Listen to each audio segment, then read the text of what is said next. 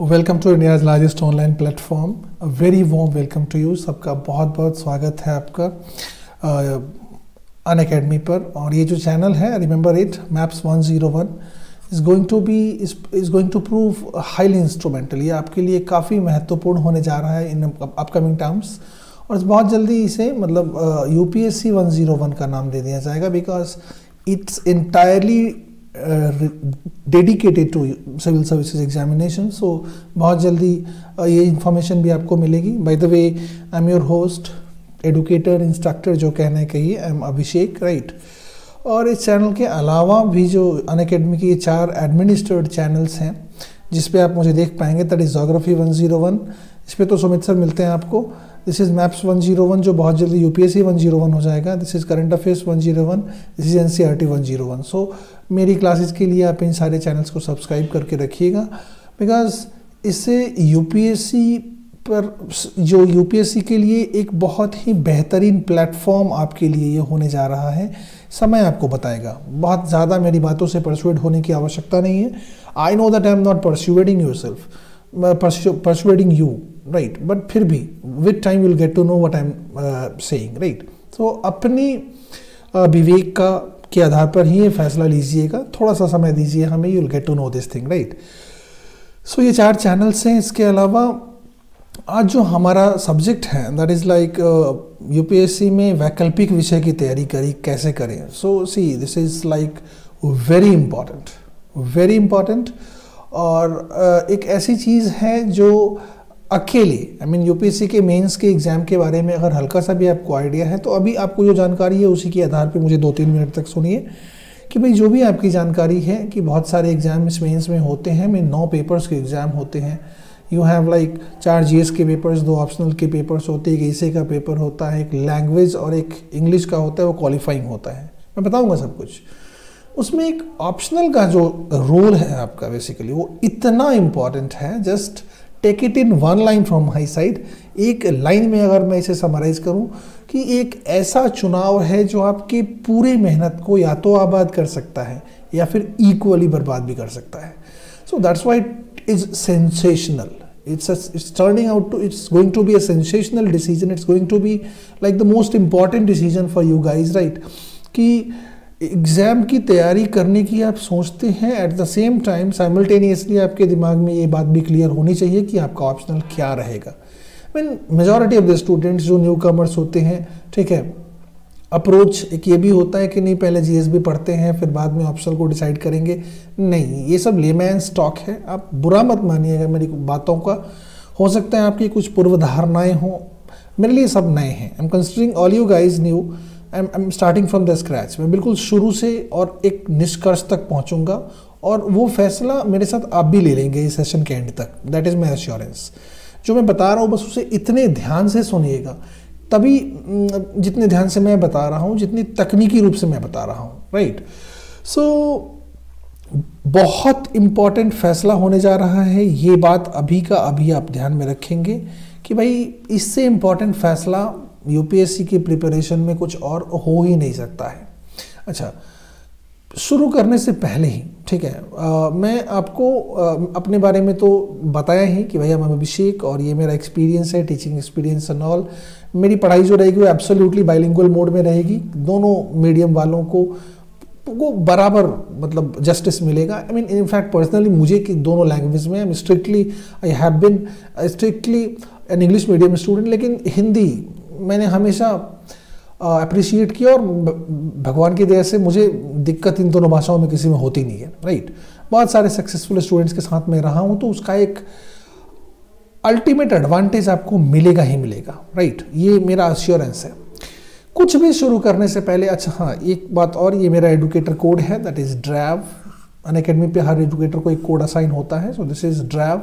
इसे अगर आप प्लस कोर्सेज या आइकॉनिक कोर्सेज में बताऊंगा इसके बारे में आपको, और maybe you will have some idea. तो जब भी आप कोई सब्सक्रिप्शन लेते हैं तो आप मेरा कोड यूज़ करेंगे तो आपको 10% डिस्काउंट मिलेगा। That you guys know, right. So time waste मत कीजिए। अपनी पढ़ाई शुरू करने से पहले बहुत ज़्यादा चिंतन करने की ज़रूरत नहीं है। अपने विवेक और अंतरात्मा की आवाज़ को सुनिए। अगर तैयारी करना है तो जस्ट जंप इनटू इट, कूदिए। नदी के किनारे बैठ के नदी के पानी पर ऐसे लिखने वाले व्यक्तियों में मत जाइए, उस लीग में मत जाइए। Jump into the river, test the water and then describe the water, right. So कुछ भी अपने टॉपिक पे शुरू करने से पहले, राइट, मैं एक छोटा सा कैलकुलेशन आपको बताता हूँ कि अगर आप 2019 जिसे मेंस के पेपर के बारे में अगर मैं आपको थोड़ा सा बताऊं, मेंस के पेपर के बारे में, तो भाई एक तो लैंग्वेज का पेपर होता है, कंपलसरी लैंग्वेज, ठीक है, क्वालिफाइंग होता है, तो हमें इसके बारे में बात करने की ज़रूरत नहीं है। फिर एक इंग्लिश का पेपर होता है, वो भी क्वालिफाइंग होता है, तो इसके बारे में बात करने की ज़रूरत नहीं है, 300 नंबर का होता है। फिर एक एसी का पेपर होता है, you have a paper of AC and that is very important, right, because ये 250 नंबरों का होता है, right। फिर you have this optional paper, optional 2 भागों में होता है, पेपर 1 एंड पेपर 2, तो 250 नंबर का होता है, तो दोनों मिला के आपका बेसिकली 500 नंबर हो जाता है। Then you have like GS के 4 पेपर्स होते हैं, 1, 2, 3 एंड 4, सब मिला के 1000 नंबर। और finally you have the interview जो कि 275। सो ये 275, ये 1000, ये 500 और ये 250, फाइनली आपका रिजल्ट यही से तय होगा। तो बेसिकली कितना हो गया, 750, फिर 1750 और ये 275, तो 2025 टोटल मार्क्स जहाँ से आपका रिजल्ट आएगा वो इतना होता है। 2019 के कट ऑफ की अगर मैं बात बताऊं आपको, 2019 के कट ऑफ की बात अगर बताऊं मैं आपको, जो कि ऑफिशियली डिक्लेयर्ड है यूपीएससी की साइट पर, तो दैट वाज जनरल कैटेगरी में मान के चलता हूं मैं 962 या 61 ऐसे कुछ है। अब जरा मैं आपको बाइफरकेट करके बताता हूं कि भाई मैक्सिमम आप क्या कर सकते हैं इन एग्जाम्स में। जैसे जीएस का पेपर है, जीएस के पेपर 1000 नंबर का था, 1000 नंबर का अभी भी मैंने आपको बताया, ठीक है। अब 400 से 425 के बीच में एक अमेजिंग स्कोर माना जाता है, ठीक है। इससे ऊपर आप मत सोचिएगा कुछ, इससे ऊपर आप मत सोचिएगा कुछ, बिकॉज इससे ऊपर अगर आप सोचते हैं तो वो बहुत एम्बिशियस हो जाने वाली बात होती है, और साबित हमें कुछ नहीं करना है। सिंपल सी एक बात है, हमें एक एग्ज़ाम है जिसमें रिजल्ट लेके आना है, ठीक है, इस पर भी मैं आऊँगा, राइट। सो जीएस का हो जाता है। Then you have the AC का पेपर होता है, एसी का पेपर होता है 250 मार्क्स का, मैंने बताया 150 नंबर लेके आ जाते हैं तो काफ़ी अच्छा माना जाता है। देन यू हैव इंटरव्यू 160-70 के आसपास, यहाँ भी अच्छा माना जाएगा, अच्छा, बहुत अच्छा माना जाएगा। So what I am trying to say कि आप रफली देखिए कि 400, 500, 600 और ये तकरीबन आपके मतलब 750 के राउंड आउट नंबर आता है। मतलब 750 के राउंड अबाउट ये नंबर आपका आता है, 700 से 750 के बीच में, काफ़ी अच्छा माना जाएगा। दैट मीन्स व्हाट, ऑप्शनल में अगर आप कोई ऐसा सब्जेक्ट लेते हैं, जो भी ले, 300 के आसपास आपको रहना ही पड़ता है हर हाल में। व्हाट है, ठीक है, ये 962 थोड़ा कट ऑफ नीचे गया है, आप पीछे जाएंगे तो ये 1000 प्लस रहा है 2017-18 में, right. So what I am trying to say कि हम अपना एक टारगेट मैं आपको बताता हूँ कि ऑप्शनल्स में आपको 300 के आसपास रहना ही रहना है, otherwise you can not expect, right, IAS। और तैयारी तो भाई IAS के लिए कर रहे हैं ना, तो आप अपना क्राइटेरिया मान के चलिएगा कि भाई मुझे 300 नंबर ऑप्शनल में चाहिए। दैट मीन्स व्हाट, कि जब हम डिसाइड करने वाले हैं वो हम इस आधार पे डिसाइड करने वाले हैं कि कोई ऐसा पेपर जो 300 नंबर मुझे दे दे, कोई ऐसा सब्जेक्ट जो 300 नंबर मुझे दे दे, राइट। सो एक ये कैलकुलेशन था जो मुझे शुरू में आपको बताना था। अच्छा, ये बात भी आप ध्यान रखिएगा कि भाई 2011 में CSAT इंट्रोड्यूस हुआ था, राइट। 2013 से पहले, इस पर मैं बाद में आता हूँ, वेट, इसमें मैं बाद में आता हूँ, थोड़ा सा आगे चलते हैं पहले, राइट। ऑप्शनल के बारे में जो कुछ सच्चाइयाँ हैं, जिसे आप जितनी जल्दी मान लें उतना बेहतर है। That definitely not an easy decision. मैंने शुरू में बताया आपको कि एक ऐसी चीज़ है जो बेसिकली या तो आबाद कर सकती है इस पूरे एग्जाम को या बर्बाद कर सकती है। आंकड़े अपने दिमाग में रखिएगा, जो कैलकुलेशन हमने किया है, राइट। इसे हल्के में तो कतई नहीं लेना है भाई, एकदम किसी भी कीमत पर नहीं। एक मात्र ऐसा हिस्सा है, राइट, ऑप्शनल के मात्र ऐसा हिस्सा है जो कंट्रोल कर सकते हैं आप। सी जीएस 4 पेपर, कोई कंट्रोल, सब बच्चे एक जैसा एग्जाम देंगे, एवरेज मार्किंग लगभग होती है, तो मतलब एक क्वेश्चन का आंसर कोई बहुत ज़्यादा अलग कैसे दे सकता है। So it is out of your control. बाकी 2 पेपर्स क्वालिफाइंग थे, उसको हटा ही देना है। फिर एक बचा आपका एसे का पेपर और एक ऑप्शनल का पेपर। तो ये 2 चीज़ें ऐसी, ये चीज़ें ऐसी है, एसे भी एक ही एसे लगभग मोर और लेस आगे पीछे होता है, तो ऑप्शंस होते हैं, लेकिन हम बहुत ज़्यादा इसमें डिफरेंस क्रिएट नहीं कर सकते हैं। The only thing that can be controlled from your side is optional, कि जिसका सही चुनाव करके आप एक अच्छा मार्क्स लेके आ सकते हैं इस एग्जाम में, डेफिनेटली ये बात तय है, ठीक है। So that's why the selection becomes important. अच्छा, नेक्स्ट चीज़ क्या लिखा मैंने, वी गेट कैरीड अवे। देखिए बहुत सारी बातें होती हैं, यारी होती है, दोस्ती होती है, रिश्ते होते हैं, नाते होते हैं। हमारे देश में मुफ्त में मिलने वाली सलाहें जो थोक भाव में मिलता रहता है, हम इन चीज़ों से कैरीड अवे हो जाते हैं। भाई जय बीरू वाली बात भी आने लगती है कि भाई बोल बीरू तूने क्या लिया, ठीक है, तो मैंने ये लिया, एक्स लिया, तो मैं भी तो एक्स ही लूँगा। आई मीन तुमने एक्स लिया तो मैं कैसे एक्स नहीं ले सकता हूँ, मैं सब्जेक्ट की बात कर रहा हूँ। सो ये सारी चीज़ों से थोड़ा सा आपको ऊपर उठना पड़ेगा गाइज। कैरीड अवे नहीं होना है। कोचिंग वाले, आई मीन कोचिंग वाले, उनकी अलग कहानी है। कोचिंग फैक्ट्री में आप जाएंगे तो हर कोचिंग वालों के यहाँ हर ऑप्शनल तो होता नहीं है। सो जो उनके यहाँ होता है वो उसके बारे में आपके पॉजिटिव्स इस तरीके से आपके दिमाग में डालेंगे कि वो परसुएड करेंगे, यही ले लो, यही बहुत अच्छा है, ये हुआ है, वो हुआ है, दुनिया जहान फलाना टिमका, ठीक है, all this kind of things. आप अगर न्यू कमर हैं तो आप परसुएड कहीं ना कहीं हो ही जाएंगे, ठीक है। सो और ये चुनाव फिर आपका गलत होने की संभावना बढ़ जाती है। सो इन सारी चीज़ों से हमें बाहर मैं कैसे लाता हूँ आपको जरा देखिएगा। At the end of the day फैसला आपका होना है, right. Potentially the most valuable section क्यों है मैंने आपको बता दिया, ठीक है। Myth of the popular optional. See एक ऐसी बात भी हमेशा मिलती है खास करके न्यू कमर्स के बीच में कि सुना है भाई पब्लिक एडमिनिस्ट्रेशन में बड़े अच्छे नंबर आ रहे हैं। कहाँ से सुन लिया है, उड़ती खबर कहाँ से आई है, ठीक है। सो सुना है इसमें बड़े अच्छे नंबर आते हैं।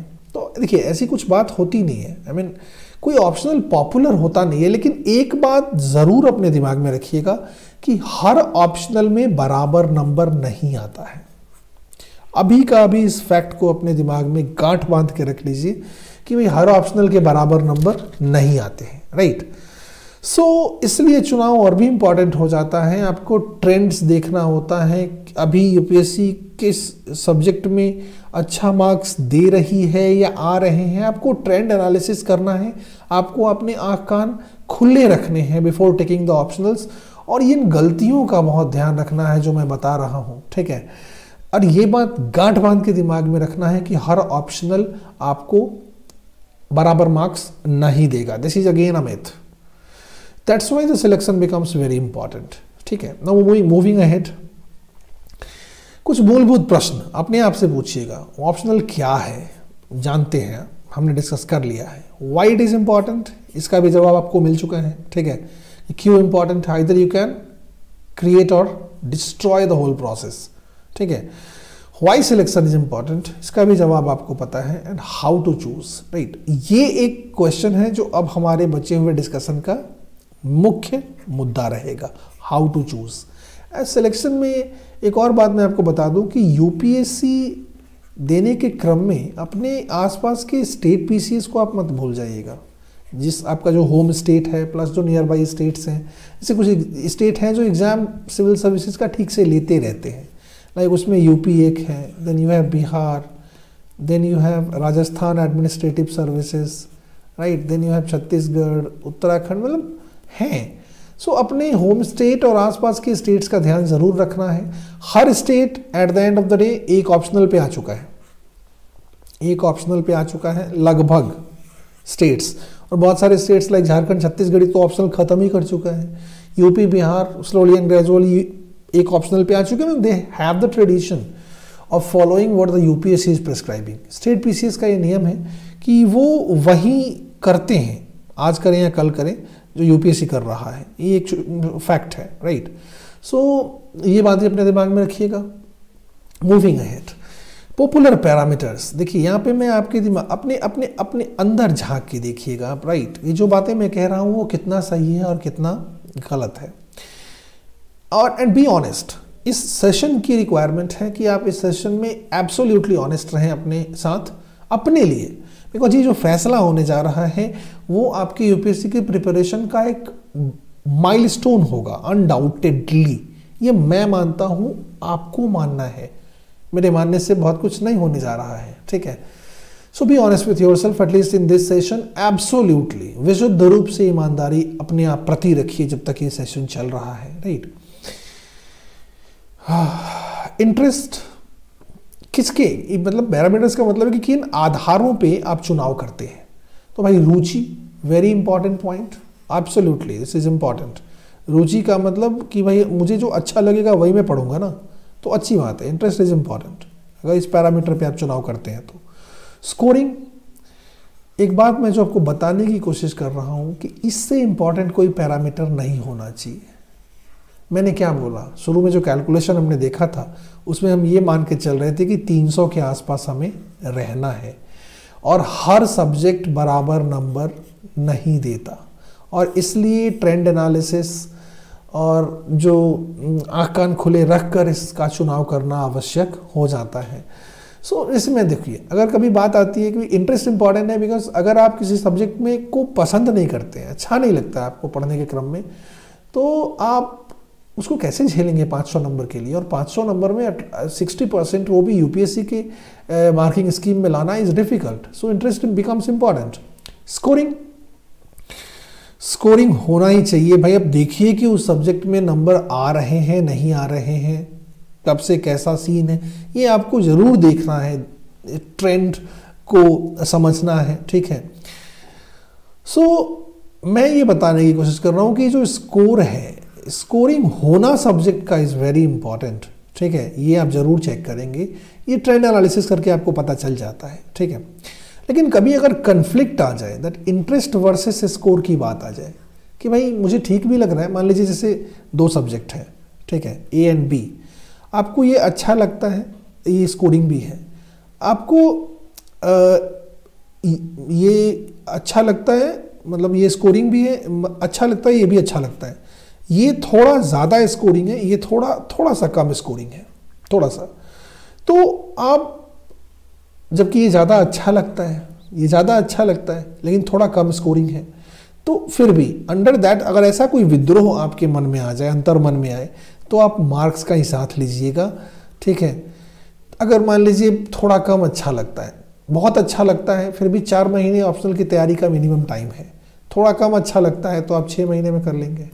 लेकिन अगर इस 2 महीने के गैप से आपको 25 नंबर ज़्यादा आ जाता है, तो ये ज़्यादा बड़ा खेल है यूपीएससी में। सो ऐसे अंतर्द्वंद की परिस्थिति में आप मार्क्स का साथ लीजिएगा। बैकग्राउंड से जुड़ा हो तो बेहतरीन बात है, ठीक है, बहुत अच्छी बात है। सेल्फ प्रिपेरेबल हो, सेल्फ प्रिपेरेबल, देखिए एक सिंपल सी मैं आपको फैक्ट बताता हूँ कि ह्यूमैनिटीज़ का कोई भी सब्जेक्ट, आर्ट्स का, ह्यूमैनिटीज़ का कोई भी सब्जेक्ट किसी भी बच्चे के द्वारा खुद से तैयार किया जा सकता है, there is no doubt about it, ठीक है। साइंस के सब्जेक्ट्स में आपको दिक्कत होने जा रही है, इंजीनियरिंग की, कॉमर्स, मैनेजमेंट के सब्जेक्ट्स में आपको दिक्कत होगी, लेकिन फिर कॉमर्स और मैनेजमेंट के सब्जेक्ट्स, इकोनॉमिक्स हुआ, इंजीनियरिंग के सब्जेक्ट्स हैं, ये पॉपुलर सब्जेक्ट नहीं रहे हैं कभी भी। इवन IITians की आदत रही है और परंपरा रही है कि उन्होंने ह्यूमैनिटीज़ को ऑप्ट किया है।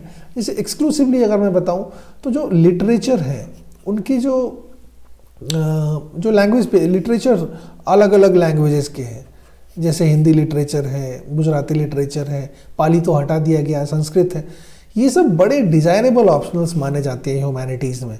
ऐसे सोशियोलॉजी है, जैसे फिलॉसफी है, सब आर्ट्स के सब्जेक्ट हैं, जोग्राफी है, right, then you have sociology, philosophy, geography, जो लैंग्वेज के, मतलब जो लिटरेचर वाले जो लैंग्वेज के पेपर्स होते हैं, जैसे आपका हिंदी साहित्य हो गया, संस्कृत साहित्य हो गया। सो ये सब सबसे पॉपुलर ऑप्शनल्स में होते हैं। अब इन ऑप्शनल्स पर आप इन पैरामीटर्स को सेट कीजिए कि इसमें कौन आप पढ़ सकते हैं, ठीक है, इसमें मार्क्स किस में अच्छे आ रहे हैं, ठीक है। सारे पैरामीटर्स को इन सब्जेक्ट्स पे जब आप फिट करेंगे तो आपको फैसला डेफिनेटली मिल जाएगा, ठीक है। कुछ सब्जेक्ट्स हैं जो कि नहीं ही लिया जाए तो ठीक रहता है, जैसे साइंस के सब्जेक्ट्स हैं, डिफिकल्ट हो जाता है। Even history is very good, right. अब सिलेबस बड़ा होता है किसी सब्जेक्ट का, थोड़ा सा सिलेबस किसी का, जैसे लिटरेचर के जो पेपर्स होते हैं, ठीक है, उनका सिलेबस थोड़ा छोटा होता है, कंपैरेटिवली आसानी से जल्दी किया जा सकता है। तो लेकिन फिर अगर आपको बिल्कुल झेलने में संभव नहीं है तो डोंट गो फॉर दैट, ठीक है। अब मान लीजिए हिस्ट्री का है, हिस्ट्री अगर थोड़ा सा बड़ा सिलेबस है, थोड़ा सा बड़ा सिलेबस है, लेकिन आपको बहुत पसंद है तो आप हिस्ट्री का चुनाव करें, बिकॉज ये पॉपुलर ऑप्शनल्स में आता है, ठीक है। सो सारे पैरामीटर्स को आप अपने इन बातों पर, अपनी पसंद पर फिट करके और तब एक निष्कर्ष पे पहुंचिए। किसी से पूछने की जरूरत नहीं रह जाएगी अगर आप इस सेशन को ऑनेस्टली देखते हैं तो। सेल्फ प्रिपेरेबल के बारे में मैंने बता दिया, मटेरियल का अवेलेबल होना इज इंपॉर्टेंट, ठीक है। देखिए मटेरियल में आपको विद्वान तो बनना नहीं है, ऑप्शनल में यहाँ पे ऐसी दो बातें होती हैं, आपको ज्ञान प्राप्त करना है या आपको रिजल्ट चाहिए। तो देखिएगा बहुत ज़्यादा फिलोसॉफिकल होने की ज़रूरत नहीं है यहाँ पे। ज्ञान प्राप्ति के लिए जीवन बचा हुआ है, रिजल्ट चाहिए हमें इतना पढ़ने के लिए मिल जाए जिससे मुझे 300 नंबर आ जाए, यही मेरी रिक्वायरमेंट है और इसी को फुलफिल करना है। IAS बन जाएंगे, उसके बाद ज्ञान प्राप्ति ज़िंदगी भर होती रहेगी, राइट। जैसे अब कुछ ये भी बातें हैं कि भाई कुछ लोग कहते हैं कि भाई जहाँ ज्ञान है वहाँ पे सफलता है, गलत बात है, ठीक है। दार्शनिक बात ज़रूर है, ठीक है, लेकिन कहीं ना कहीं प्रैक्टिकल लाइफ में गलत है। आप भारतीय राजनेताओं को देखिए, नेता कितना ज्ञान है उनके पास और कितनी सफलता है, आपको जवाब मिल जाएगा इस कहावत का, इस ईडियम का, राइट। सो ऐसे एजम्पशंस, अपनी धारणाओं से थोड़ा सा बाहर उठिएगा। ज्ञानी बाद में बनते हैं, पहले IAS बन जाना है, उसके बाद बहुत ज़िंदगी बची हुई है ज्ञानी बनने के लिए, ठीक है। सो मटेरियल का अवेलेबल होना इंपॉर्टेंट है, बट वहीं हमें रिसर्च करने के लिए मटेरियल नहीं चाहिए, हमें 300 नंबर लाने के लिए बस मटेरियल चाहिए, ठीक है। देन यू हैव अच्छा ट्यूटर मिल जाए तो भाई सोने पे सुहागा, इज़ वेरी गुड। नहीं तो बहुत सारे ऐसे सब्जेक्ट्स हैं जिसकी मैंने बात की है कि सेल्फ प्रिपेरेबल है। आर्ट्स वाले सब्जेक्ट किसी की ज़रूरत नहीं है। सब्जेक्ट का आसान होना, ठीक है, सब्जेक्ट अगर आसान है, आसान और भारी की बात है तो ध्यान रखिएगा कि अगर 4 महीने में आसान सब्जेक्ट हो जाता है, 6 महीने में भारी होता है, लेकिन 6 महीने भारी वाले सब्जेक्ट में मुझे 25 नंबर ज़्यादा आ जाएंगे, तो यही आपका चुनाव होना चाहिए, अनडाउटेडली यही आपका चुनाव होना चाहिए। फिर यहाँ पे इंटरेस्ट वाले पैरामीटर को फिट कीजिएगा कि भाई इसमें 25 नंबर ज़्यादा आएगा, 6 महीना लगेगा, लेकिन इसको मैं झेल नहीं सकता हूँ, ठीक है, देन गो फॉर दिस, ठीक है। तो 4 महीना वाला, तो सारे पैरामीटर्स को बहुत अच्छे से इम्पोज करके, देखिए बहुत इंपॉर्टेंट फैसला है ये, सो इसे हल्के में बिल्कुल मत लीजिएगा। और जितने पैरामीटर्स मैं बता रहा हूँ सबको दिमाग में रखते हुए ये फैसला आप लीजिएगा। हेल्पफुल टू अदर सेक्शंस, देखिए ज़रूरी नहीं है, आई मीन साहित्य के सारे सब्जेक्ट बड़े अच्छे होते हैं, ठीक है, हिंदी साहित्य, संस्कृत हो गया आपका, ठीक है, मतलब साहित्य के सब्जेक्ट आसान होते हैं, बट उसका कोई मदद GS के पेपर्स में आपको कोई हेल्प तो मिलनी नहीं है उससे। बट अगर उससे नंबर अच्छा आ रहा है, एफर्ट कम करना पड़ रहा है, तो फिर ये कोई क्राइटेरिया नहीं है, कोई क्राइटेरिया नहीं है। हमें दिमाग में बस एक बात आपको गांठ बांध के रखनी है कि भाई मुझे 300 नंबर चाहिए। ये 300 ये आंकड़ा याद रखिएगा ऑप्शनल के चुनाव में, कि भाई इससे तो भाई मैं जैसे पॉलिटिकल साइंस में ले लेता हूँ, ठीक है, पॉलिटिकल साइंस में ले लेता हूँ, उससे IR में हेल्प मिल जाएगा, दैट डजंट मेक सेंस, ठीक है। ठीक है, पॉलिटिकल साइंस ह्यूमैनिटीज़ का सब्जेक्ट है, पॉलिटिकल साइंस ह्यूमन, जैसे अगर मैं सारी चीज़ों को समराइज करूँ, जैसे मान लीजिए एक सब्जेक्ट है,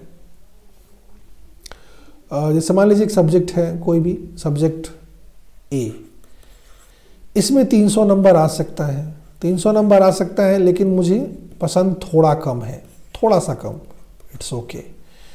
300 नंबर आ सकता है, मटेरियल थोड़ा सा कम है, अरे भाई क्या फ़र्क पड़ता है, इट्स ओके। 300 नंबर आ सकता है ना, आता है ना, that is fine, right. 300 number आ सकता है, लेकिन मुझे हेल्प नहीं मिलेगी दूसरे सेक्शंस में, परफेक्टली फाइन। मैं आपको समझा रहा हूँ, सुलझा के सारी बातें बता रहा हूँ, ठीक है। कोई तो 300 नंबर खुद से पढ़ के आराम से आ सकता है, तो इससे बेहतरीन सब्जेक्ट कोई नहीं हो सकता है। फिर बाकी सारी बातें भूल जाइए। यही बात मुझे आपके दिमाग में रखना है, और इस तरीके से अगर आप इवैल्यूएट करते हैं तो किसी की ज़रूरत आपको पड़ेगी नहीं, राइट। एक बेसिक सा सवाल अपने आप से पूछिएगा भाई, कि भाई आपको सफलता चाहिए या आपको ज्ञान चाहिए, ठीक है। मैं थोड़ा सा इमोशनल हो जाएंगे अगर आप, तो कभी कभी आपको आंसर ये मिल जाता है, लेकिन इस पर मैं काफ़ी स्पष्टता से आपको बता चुका हूँ, ठीक है, कि भाई हमें क्या चाहिए, हमें ये चाहिए। और कहीं ना कहीं हर किसी के अचेतन मन में भी वो लोग भी जो कभी थोड़ा सा सोच ले रहे हैं कि भाई नहीं नहीं मुझे ज्ञान चाहिए, उनके अचेतन में भी, मन में भी कहीं ना कहीं यही छिपा हुआ है। उन्हें थोड़ा देर से पता चलेगा, लेकिन पता उन्हें भी चलना है, राइट। सो हमें चाहिए यही, और इसका एक फिगर मैंने आपको बता दिया, 300 नंबर। और इसके बारे में सोचना कैसे है वो मैंने आपको बता दिया, ठीक है।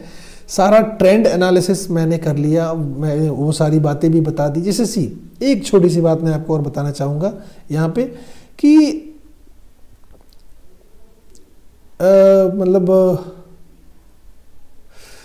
कभी कुछ ही दिनों पहले मैं रोमन सैनी सर की एक वीडियो देख रहा था, मतलब इसी मुद्दे पर था वो, ऑल ऑफ द सडन कहीं से फॉरवर्ड हुआ था, तो उन्होंने एक मिसाल दी थी, ठीक है। It was like quite amazing कि भाई ऑप्शनल का फैसला और शादी ये दोनों सेम चीज़ें हैं। कैसे भाई? ऑप्शनल, वही मैं जो बार बार बता रहा हूँ कि अगर ऑप्शनल सही रहा तो यूपीएससी में बहुत बड़ी सफलता का चांस है, अगर शादी सही रहा तो जीवन में सफलता का चांस है। So both are the type of selections, ठीक है, both are the type of, क्योंकि देखिए वंस यू चूज, आप एक बार चुन लेते हो उसके बाद फिर कुछ नहीं होता है। और देखिए इनर्शिया का लॉ है, एक बार अगर आप चुन भी लेते हैं और वो चुनाव गलत है तो उसको बदलने में 3 अटेम्प्ट बर्बाद हो जाते हैं। सो सिलेक्शन जो है इस ऑप्शनल का, वो पहली बार हो और ठोक पीट के हो, बिल्कुल एकदम कंठस्थ करके वो ऑप्शनल को चूज करना है। सेम कहानी मैरिज की भी है कि वंस मैरिज इज डन उसके बाद कुछ विकल्प नहीं बचता। यहाँ तो फिर भी आप 2 अटेम्प्ट के बाद बदल लें, यहाँ तो कोई विकल्प बचता ही नहीं है। So mean these 2 things are quite synonymous. आप इसको हल्के में कहीं से भी मत लीजिएगा, otherwise this thing can undoubtedly right destroy the whole process of your preparation. इसमें कहीं से कोई डाउट नहीं है। और हिंदी मीडियम वाले तो थोड़ा सा ज़्यादा ध्यान दें इन चीज़ों के बारे में, बिकॉज हिंदी मीडियम वालों का रिजल्ट तो थोड़ा सा गड़बड़ हो रहा है। आई मीन एक सिंपल सी बात ऐसी मैं बताता हूँ, चाहे कोई कुछ कहे, लेकिन इसमें कहीं से कोई शक नहीं है कि हिंदी मीडियम वालों का जो